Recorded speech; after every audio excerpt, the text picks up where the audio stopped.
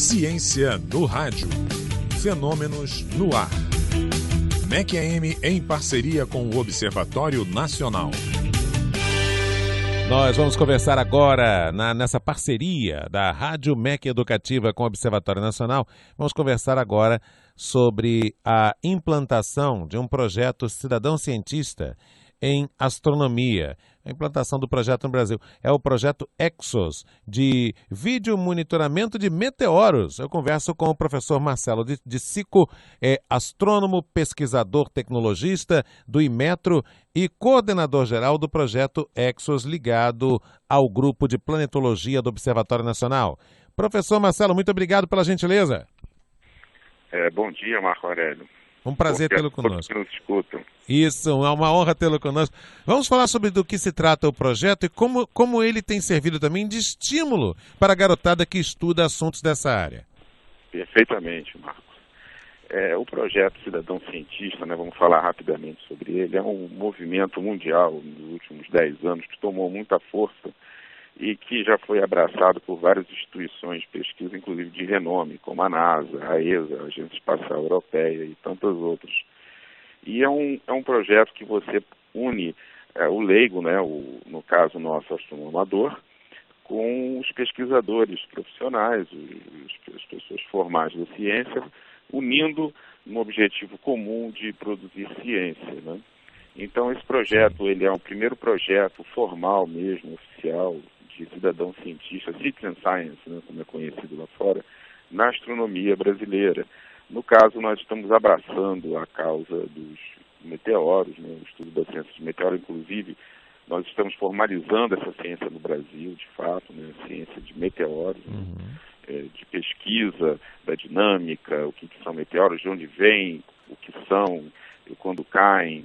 Isso tudo a gente faz conjugado com a turma amadora, os leigos, as pessoas que não têm a formação oficial, para a gente fazer um belo trabalho aí, publicar e fazer pesquisa na área. E até mesmo para os leigos pode servir de estímulo para quem não é da área, de repente até, diferentemente de muitos meteoros, mudar de rumo e escolher a área científica de tão interessante que o tema se torna, não é isso?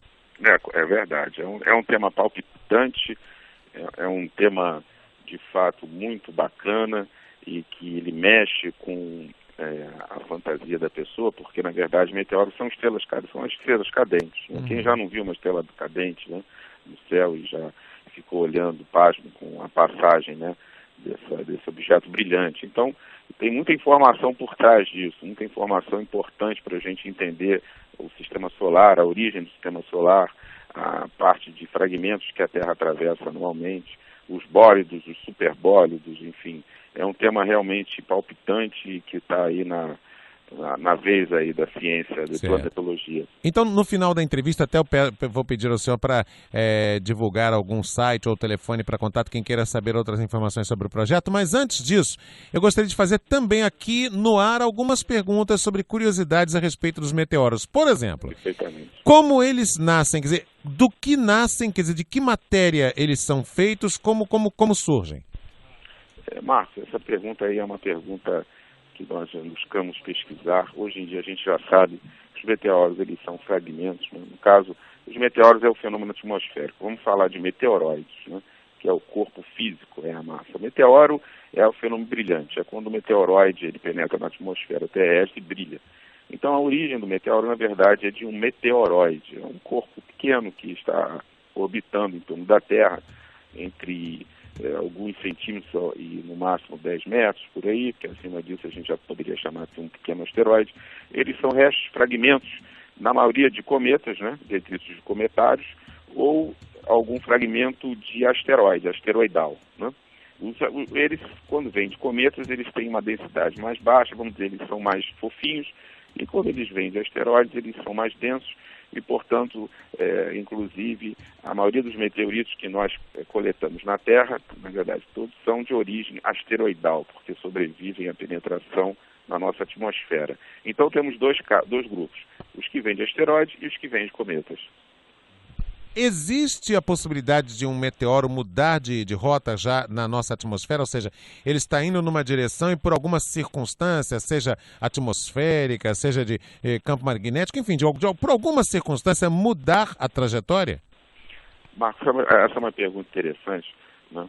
Ela enseja aqui algumas questões, mas, na verdade, o meteoro, quando ele penetra na atmosfera, o meteoróide, vamos falar, meteoróide, a velocidade que ele entra é tão alta, ele chega a milhares de quilômetros por hora entrando na nossa atmosfera, inclusive a gente considera que ele não tem nem efeitos, vamos dizer, gravitacionais dele ainda, de tão rápido que ele é, a força da gravidade da Terra ainda não conseguiu desviar a rota dele.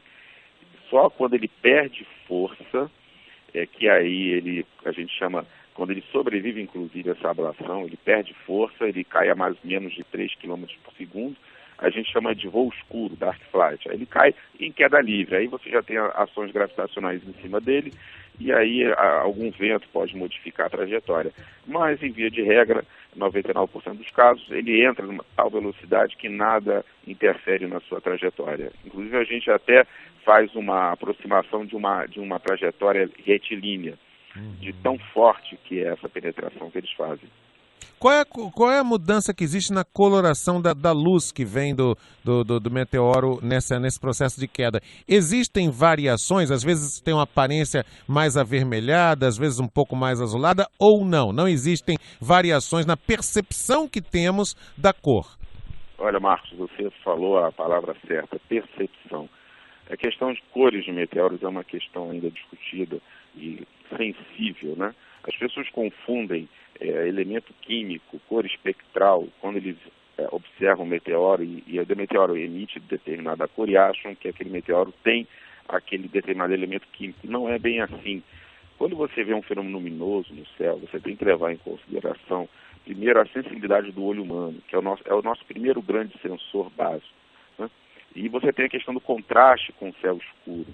Aquela brincadeira que a gente faz de olhar um objeto vermelho ou amarelo e fechar o olho, né? E ele toma aquela cor que a gente chama de a cor negativa. Esse fenômeno também pode acontecer com o meteoro. Então, muita gente confunde algumas cores, tende a dizer que é mais verde, tende a dizer que é mais amarelo, mas, em via de regra, quando o meteoro ele penetra muito rápido na atmosfera, ele ocorre um fenômeno em torno dele, vamos dizer assim, um fenômeno de gases em plasma, pois a temperatura alcança a 5.000 Kelvin, pode chegando até 10.000 Kelvin, né, na hora do fenômeno penetrando. E aí no início, você pode ter uma cor verde. Essa cor verde é da nossa atmosfera, não é do meteoro. Depois que ele vai perdendo a velocidade, ele pode adquirir até uma cor mais azulada por conta da temperatura, né? Já foram observadas cores avermelhadas, né? Algumas cores mais para o violeta, algumas cores mais alaranjadas. Mas é uma mistura de fenômenos que ocorrem no meteoro, da sua composição, né? Primariamente, com a percepção do olho humano no contraste de fundo do céu. Então, a variação de cor do meteoro é um fenômeno complexo. Não tem só a ver com o elemento químico que o compõe, mas com uma série de fatores de percepção de olho humano. Certo. Professor, por favor, divulgue, professor Marcelo de Tico, divulgue um telefone para contato ou um site em que o pessoal possa conhecer, já que é um projeto também para leigos, não apenas para estudantes na área da física ou apenas para profissionais que já atuam, cientistas que já atuam nessa área. Como ele é um projeto um pouco mais aberto, divulgue, por favor, um telefone para contato ou um site onde nossos ouvintes podem obter outras informações. Perfeitamente, Marcos. Eu vou divulgar o nosso site, ali você pode encontrar todas as informações, né? O site, ele é exos.org. Você soletra exoss.org. Nesse site você tem todas as informações necessárias, o que é o projeto, a abrangência dele, se a pessoa deseja participar, como fazê-lo. Nesse site você tem, inclusive, links. Se você, por exemplo, digamos que você viu um bólido passando no céu brilhante, você pode fazer esse relato. Nós somos aqui o braço representativo da American Meteorological Society, então nós traduzimos o site para justamente os relatos de bólidos. Então a pessoa pode entrar, que a gente chama de relatório bólido, né? Que tem isso também no site. é muito fácil de fazer. Então entra no site exos.org, tem todas as informações. Esse é um projeto aberto, meninos de 12, de 10, de 15, 16, a partir disso, podem participar, porque ele tem um braço de divulgação científica, um braço para mostrar ao público o que é astronomia e a gente trazer essa paixão aí para o brasileiro. Professor, foi uma grande honra conversar com o senhor. Parabéns por esse trabalho, que acima de tudo é um trabalho de democratização do saber científico. Eu, como pesquisador, que também sou na área de comunicação, mestrando em comunicação pela UF, me sinto muito feliz quando eu percebo que existem iniciativas, e o Observatório Nacional é pródigo nisso, é virtuoso nesse aspecto também.